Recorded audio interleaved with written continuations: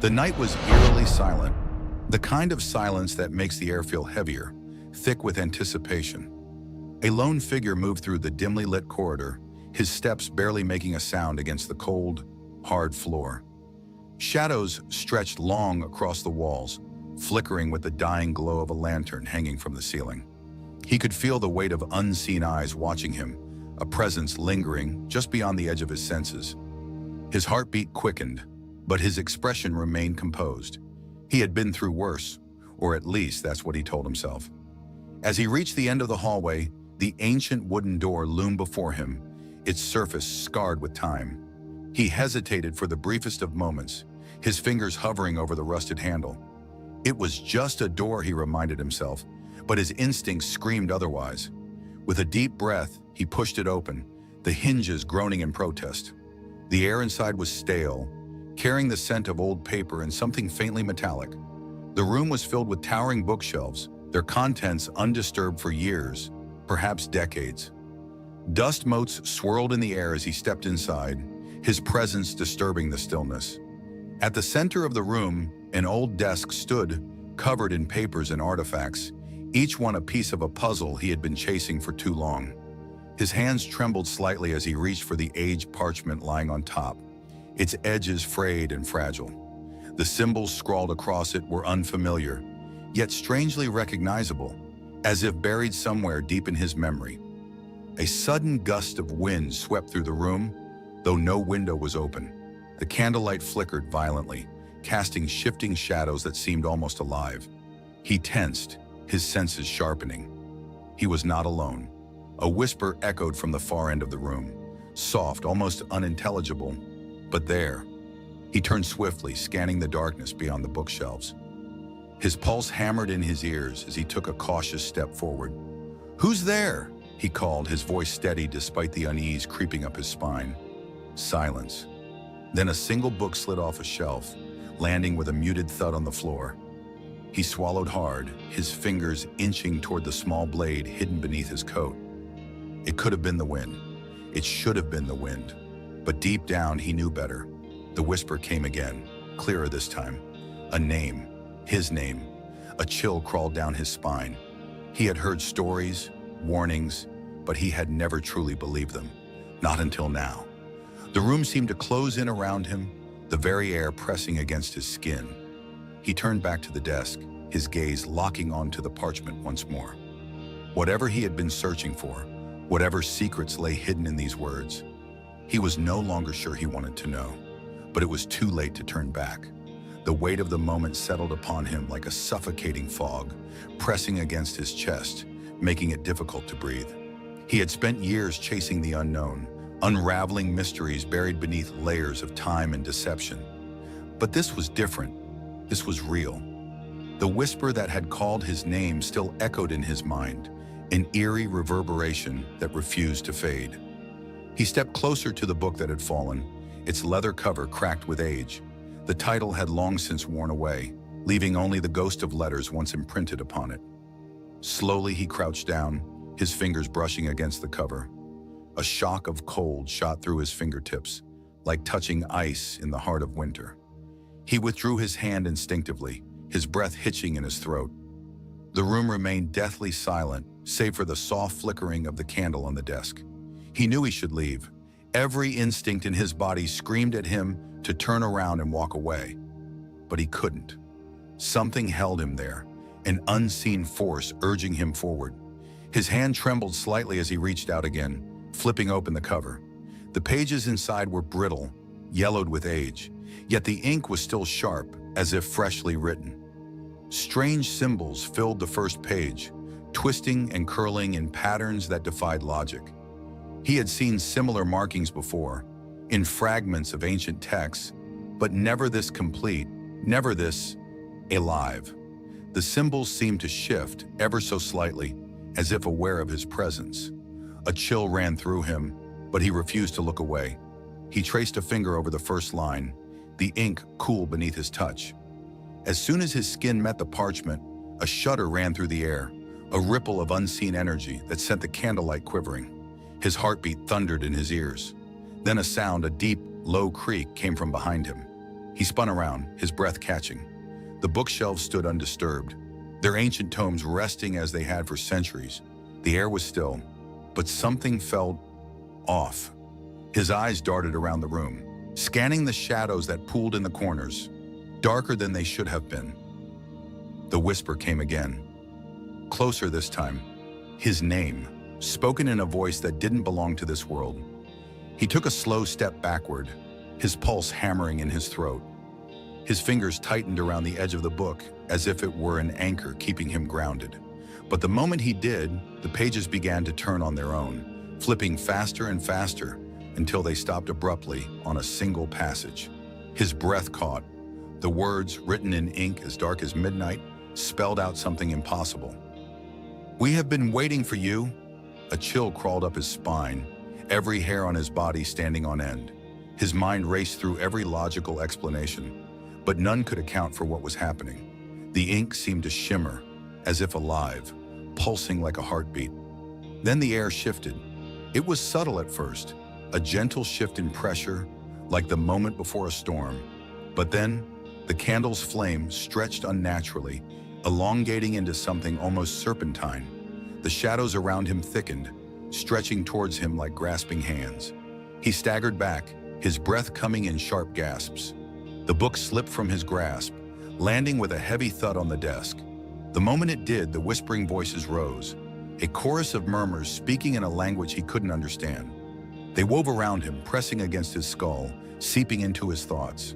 Then, as suddenly as they had started, they stopped. Silence fell once more, heavier than before. The air was thick with an unspoken presence, something unseen but undeniably there. He clenched his fists, his mind screaming at him to leave. But just as he turned toward the door, a shadow shifted in the far corner of the room. Not just a trick of the candlelight. Something was there, watching. He couldn't move, his muscles locked in place, his breath frozen in his lungs. The figure stood impossibly still, its form barely distinguishable from the darkness itself. But he could feel its gaze, a weight pressing against his soul. Then it moved. Not in a way that was natural, not in a way any human should move. It glided forward, silent, its presence more felt than seen.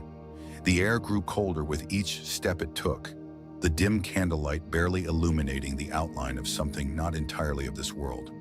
He swallowed hard, forcing his body to move. He took a step back, then another, his mind racing through every possible escape. But the moment he did, the whisper came again, closer than before. "You cannot leave." His blood turned to ice. The figure stopped just at the edge of the candle's glow. He could see it more clearly now, a humanoid shape, but wrong. Its limbs were elongated, its head tilted at an unnatural angle. It had no eyes, no discernible features, yet he could feel its gaze piercing into him. His fingers twitched toward the knife hidden beneath his coat, but deep down, he knew it would be useless. This thing, whatever it was not bound by the rules of the world he understood.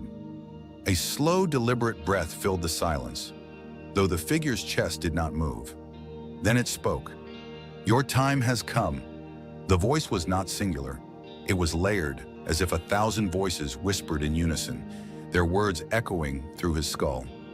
His heart pounded against his ribs, his mind screaming at him to run, to fight, to do anything but stand there frozen. But before he could react, the figure raised a hand, long skeletal fingers stretching toward him. The air around him constricted, pressing against his chest like an invisible force. His vision blurred at the edges, darkness creeping in. He tried to move, to breathe, but his body refused to obey. A sound, a distant, echoing chime, rang through the air. The pressure lifted. He collapsed to his knees, gasping for breath. His vision swam, but the figure was gone. The candle still flickered, the shadows still clung to the walls. But the oppressive presence had vanished.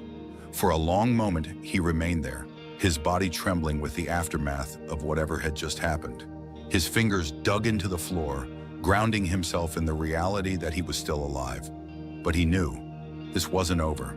The book still lay open on the desk, the ink shifting on the page as if waiting for him to make a choice.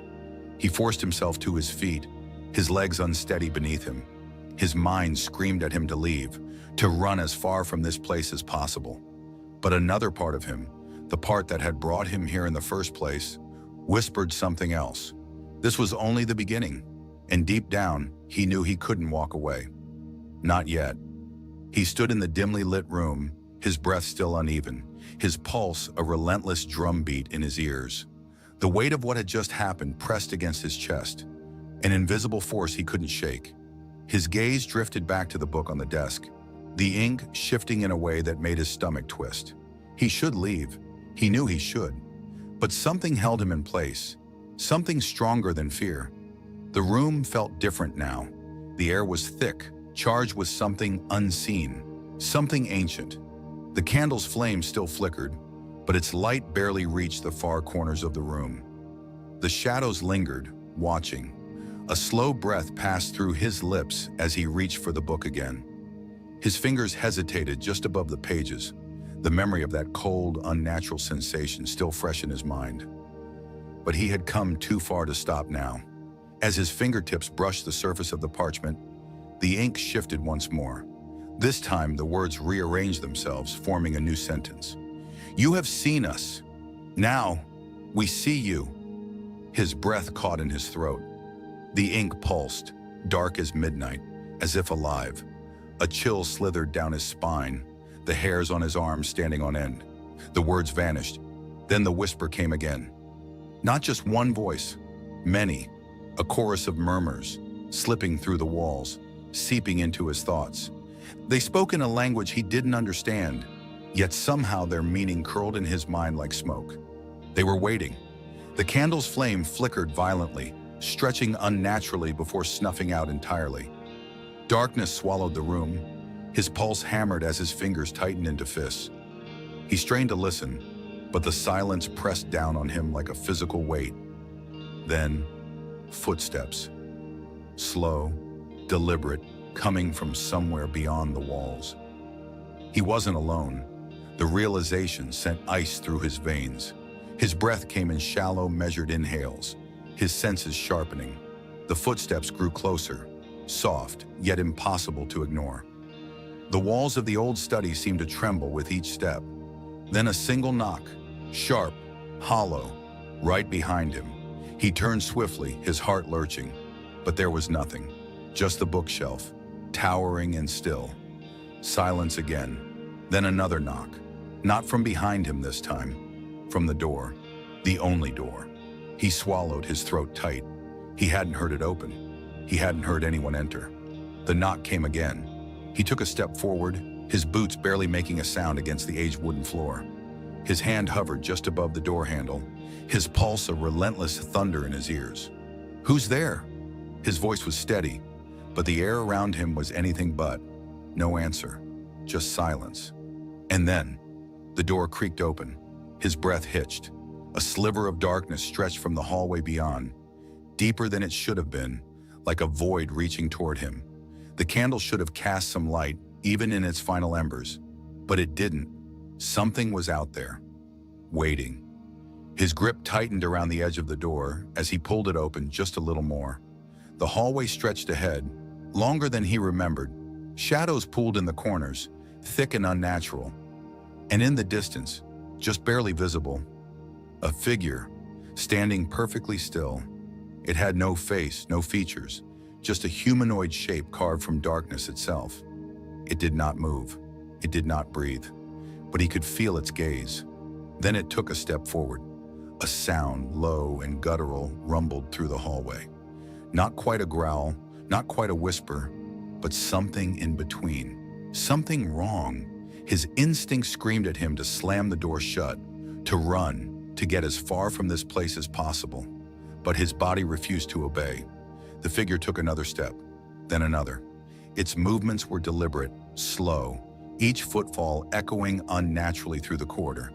The air grew colder with every inch it closed between them. He forced himself to move, retreating a step back into the study. The book on the desk shifted again, its pages flipping on their own. The ink bled across the parchment, forming new words. "Do not let it in." His breath came in short gasps as he shot a glance at the open doorway. The figure was closer now, the darkness around it swallowing the edges of the hall. And then it stopped. A single breath passed through the room, heavy, pressing. The shadows curled around the figure's shape, shifting, moving as if alive. And then the door slammed shut on its own. A sharp, deafening bang echoed through the study. He stumbled back, his chest rising and falling in rapid succession. The air around him pulsed, as if the very walls were breathing. Then silence. No footsteps, no whispers, just the sound of his own heartbeat pounding in his skull. The book's ink shifted once more. Not yet. His fingers clenched at his sides. His mind fought for reason, for logic, but nothing about this was logical. This was something else, something ancient. His gaze lingered on the book. It knew. It had always known. His hands trembled as he reached for it again. The moment his fingers touched the parchment, the temperature in the room dropped even further. A breath of icy air slithered across his skin, and then the candle reignited. But the flame was blue. It flickered unnaturally, casting long, stretching shadows across the walls. The air felt heavier, charged with something unseen. Then a single word appeared on the page. Run. A chill crawled up his spine. Then the knocking returned. But this time, it wasn't at the door. It was inside the room. It was always the silence that arrived first, long before the teachings, before the chants, even before the breath settled into its sacred rhythm. There was silence, the kind that doesn't just surround you, but enters you. It moves through your ribs like a tide, presses against the walls of your chest, and reminds you of something you forgot you were missing. That's how it began for him. Not with an idea, not with a calling, but with the weight of silence pressing gently into his life, asking him to pause. He had lived for so long with noise, not just the noise of the world, phones ringing, notifications pinging, traffic humming outside his window, but the deeper noise, the noise of trying to become someone, trying to do enough, to be enough, to convince the world and himself that he had value, that he mattered, that he was complete. But that kind of noise doesn't leave you peacefully. It resists, it fights, it convinces you that if you stop moving, you'll fall behind. If you stop proving, you'll be forgotten. If you stop giving, you'll no longer be loved. And so for many years, he didn't stop. He gave, he worked, he climbed, he excelled. But something quiet was unraveling inside him, thread by thread, until the day he could no longer ignore the ache. It wasn't a dramatic collapse. There was no moment of public defeat, no breakdown on the floor of his apartment. It was subtler than that. He just stopped feeling anything. Joy became a distant memory. Connection felt like a script he had memorized but no longer believed in. And beneath it all was the heavy, suffocating sense that he had lost something essential. Not his success, not his relationships, but himself. So he did the one thing his mind had told him for years he couldn't afford to do. He stepped away. From the noise, from the ambition, from the endless chase. He packed a small bag, turned off his phone, and followed a thread of longing that led him far from the world he had built, into the arms of stillness. The retreat was tucked away in the hills, surrounded by tall trees and slow air. Everything moved with the rhythm of breath. The mornings began before the sun, not with alarms, but with the sound of bells, soft, round notes that called the body into presence. He arrived without knowing what he needed, but something in him already understood that what he had been searching for outside was waiting to be uncovered within. His first days were filled with discomfort, not because of the silence, but because of what the silence revealed. In the absence of distraction, everything rose to the surface. Regret, fear, guilt, old stories, old wounds. He wanted to run, to fill the space, but there was nowhere to go. No devices, no tasks, no titles to wear like armor, just his breath, his body, his mind.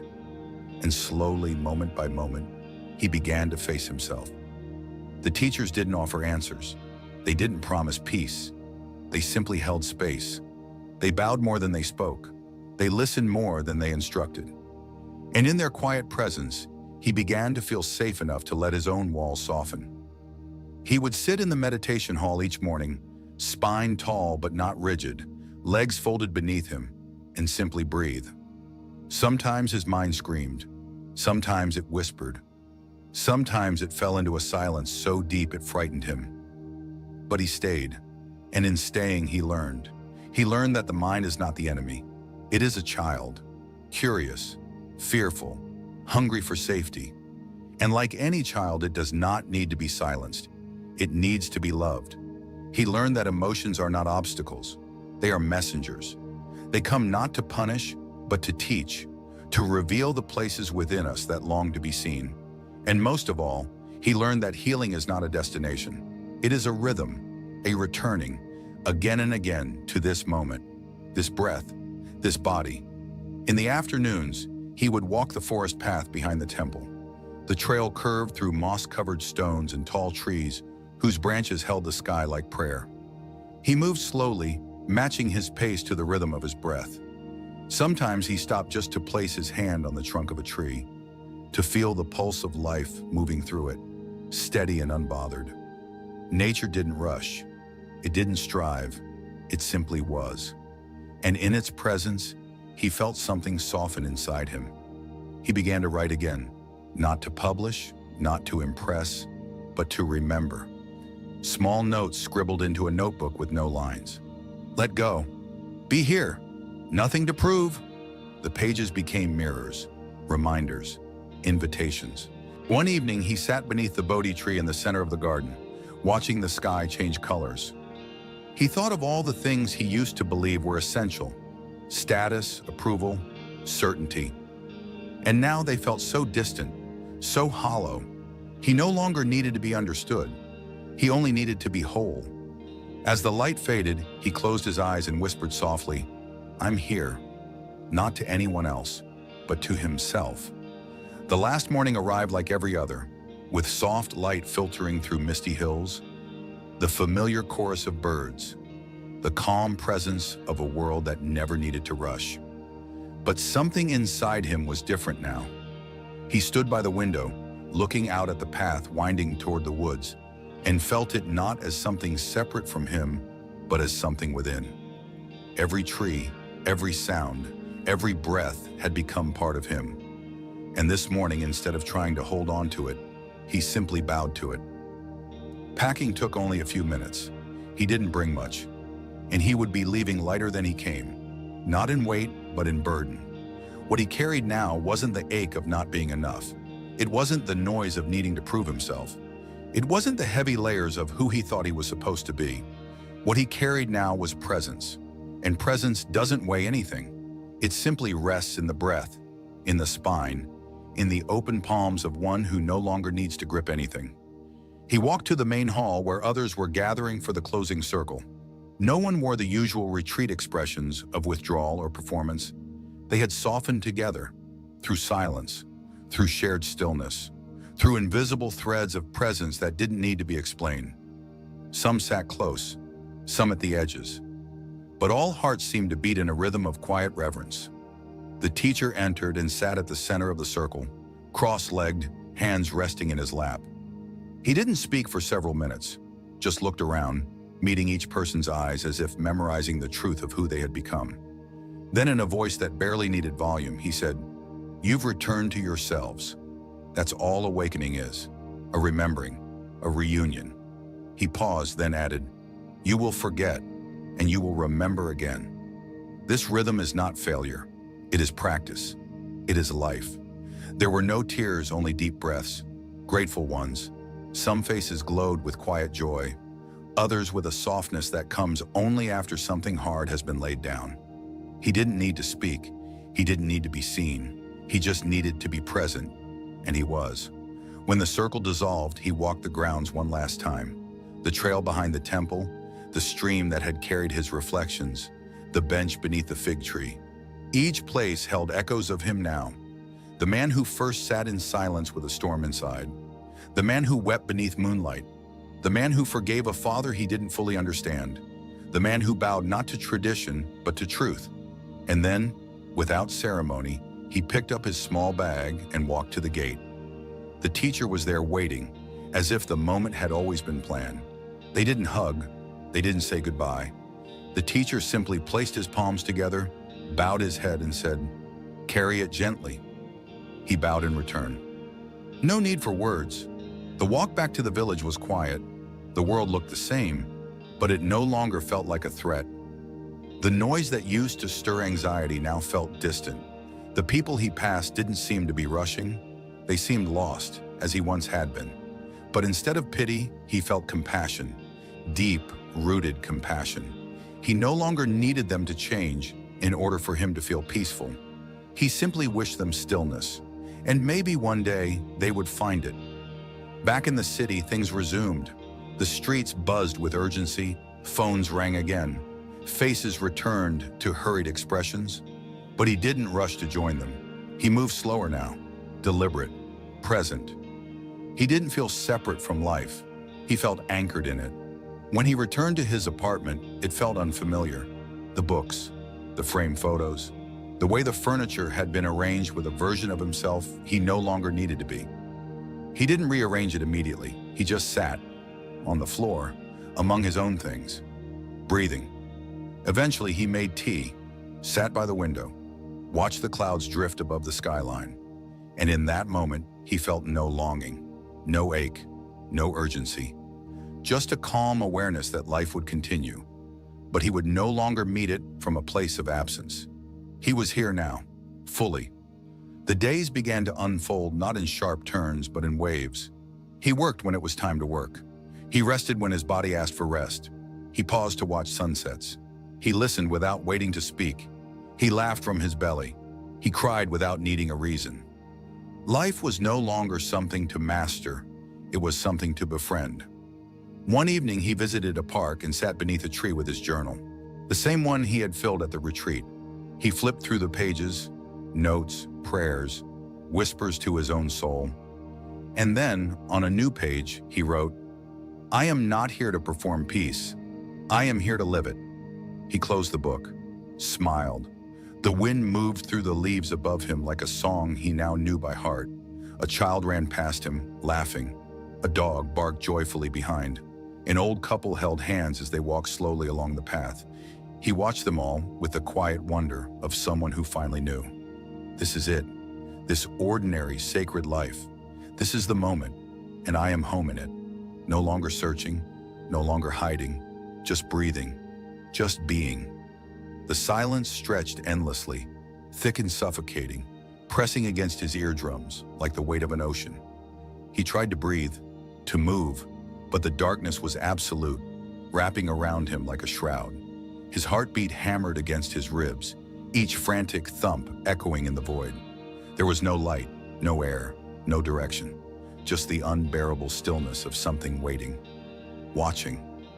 Then a sound, soft, distant, barely more than a whisper. A voice.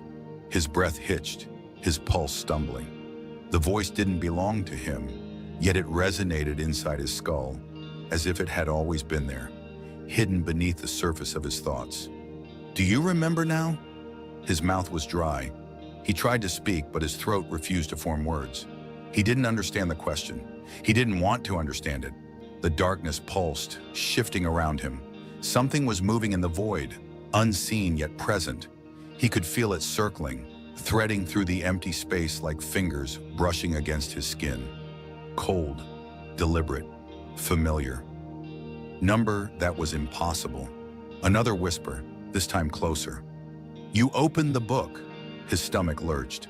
The book, the ink, the pages that had known his name before he had spoken it. The memory crashed over him in a tidal wave, drowning him in flashes of things he hadn't realized he had forgotten. The words had written themselves into him, twisting through his mind, binding him to something beyond understanding, and now he was here, wherever here was. The presence in the darkness moved again, shifting at the edge of his awareness. He squeezed his eyes shut, as if that would make a difference, as if he could pretend this wasn't happening. A chuckle, low, dry, devoid of warmth. "You still think you can fight this?" His hands curled into fists. He didn't know who he was speaking to. He wasn't even sure if he was still himself. The darkness had no walls, no boundaries, stretching endlessly in every direction. He was weightless, lost, and yet the sensation of being trapped was suffocating.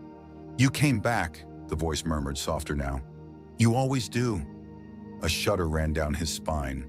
That wasn't true. It couldn't be true. The whisper curled around him like a serpent. "You don't remember, but I do." Something brushed against his arm.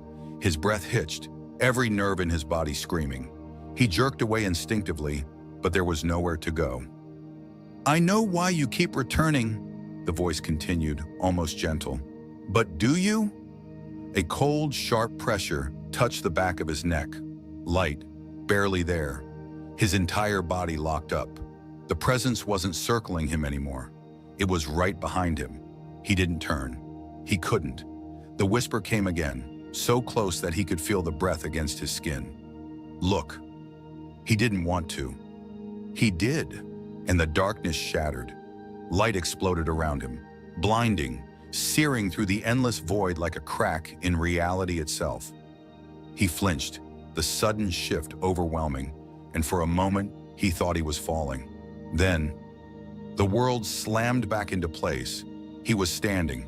The weight of gravity returned to his limbs, the feeling of solid ground beneath his feet unfamiliar, disorienting. The air was thick with the scent of old paper, ink, and something else, something metallic. He swallowed hard, his pulse still hammering. His eyes adjusted slowly. Shelves stretched high above him, filled with books that looked older than time itself. Dust hung in the air, swirling in the dim glow of candlelight. It was a library, or at least, it had once been. But it wasn't empty. A figure stood among the shelves, half shrouded in shadow. Watching, his breath caught. He knew that silhouette. The figure stepped forward, and the flickering candlelight revealed a face, his own. A sickening wave of dizziness crashed over him. Number that wasn't possible. The other him smiled, a slow, knowing expression. "Ah, there you are." His throat closed up. He took a step back, his pulse pounding. The other him mirrored the movement perfectly. He turned his head slightly. So did the figure. His skin prickled. His mind screamed at him to run, to fight, to do anything but stand there frozen, but his body refused to move. The other him tilted his head, studying him with something that wasn't quite amusement. He swallowed, his voice barely more than a whisper. "Who? What?" "You already know," the other him said simply. A flicker of movement at the edge of his vision, more shadows shifting, stretching.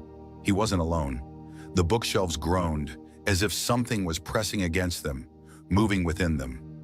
The candlelight flickered violently, struggling to hold its place against the encroaching dark. The other him took another step forward. "You left the story unfinished."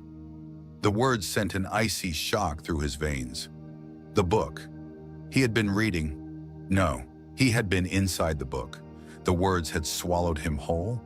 He tried to step back again, but his body remained rooted in place. The air was thick, charged with something ancient and unrelenting. "You have to finish it," the other him said, voice steady, "or it will finish you." A whisper curled through the air, threading through the space between them like smoke. "You should listen to him," it murmured. His blood turned to ice. That voice. He knew that voice. The shadows shifted again, and the presence from the void returned, unseen but crushingly real. It had never left. "You came back," the whisper continued, amusement laced beneath the words. "But you never leave, do you?" The other him smiled. And then, the candlelight died, and in that whisper, something shifted. It wasn't enlightenment.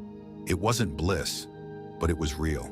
A small, quiet knowing that he didn't have to keep searching, that he didn't have to become anything other than what he already was. He opened his eyes, looked up at the night sky, and let himself breathe, deeply, freely. For the first time in years, he didn't feel like he had to be anywhere else. He was home. Of all the things that could have happened, he hadn't expected this. The knocking, rhythmic and deliberate, resonated from within the very walls of the room. He forced himself to stay still, his breath coming in short, shallow bursts as the sound wrapped around him like unseen fingers, tracing the contours of his fear. The candle's eerie blue flame flickered violently, elongating the shadows in ways that defied logic. He swallowed hard, eyes darting to every corner, searching for something, anything, that would explain what was happening. But deep inside, he knew there was no explanation. This was no trick of the mind, no fragment of exhaustion warping his senses. Something was here, something that had been waiting. The book on the desk trembled slightly, its pages fluttering as if caught in a non-existent breeze. His fingers curled, nails pressing into his palm, grounding himself in the reality that was quickly slipping through his grasp.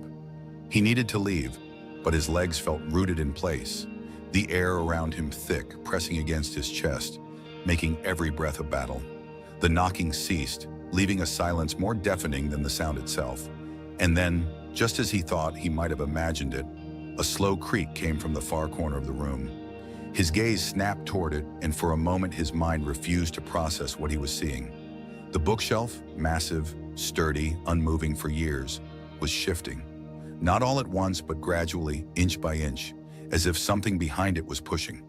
The wood groaned in protest, the weight of knowledge and time resisting whatever force was at play. He stepped back, each movement calculated, every muscle in his body coiled like a spring, ready to flee.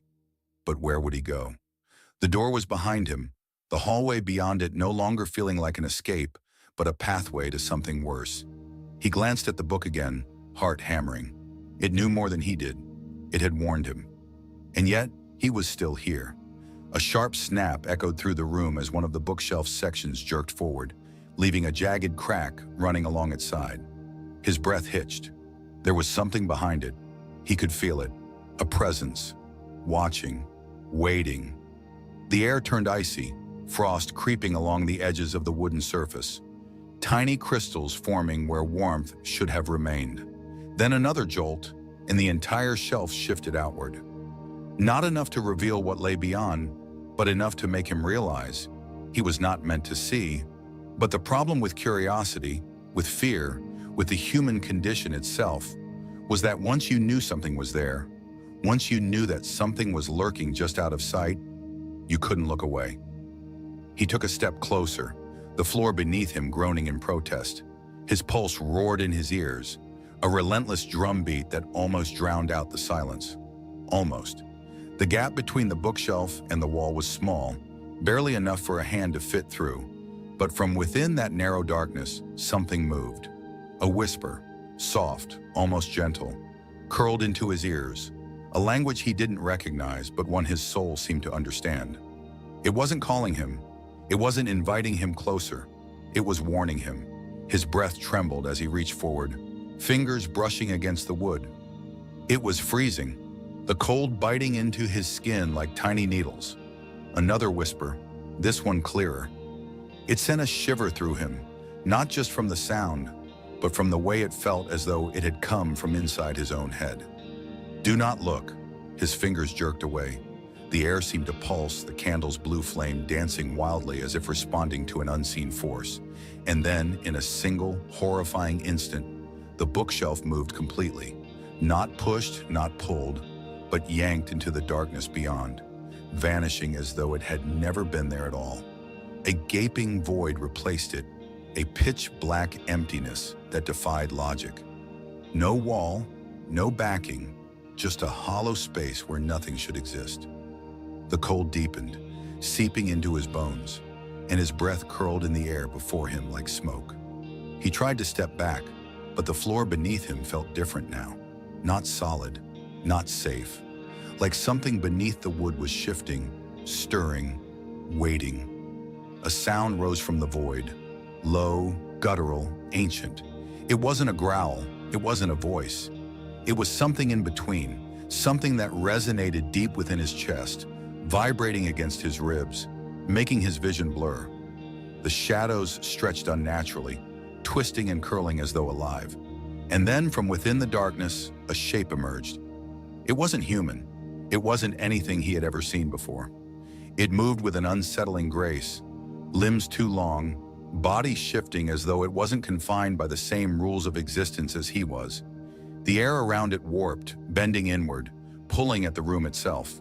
He tried to breathe, but the weight of its presence pressed down on his lungs, squeezing, crushing. It didn't speak. It didn't need to. The moment its gaze, if it even had eyes, fell upon him, he understood. It wasn't here by chance.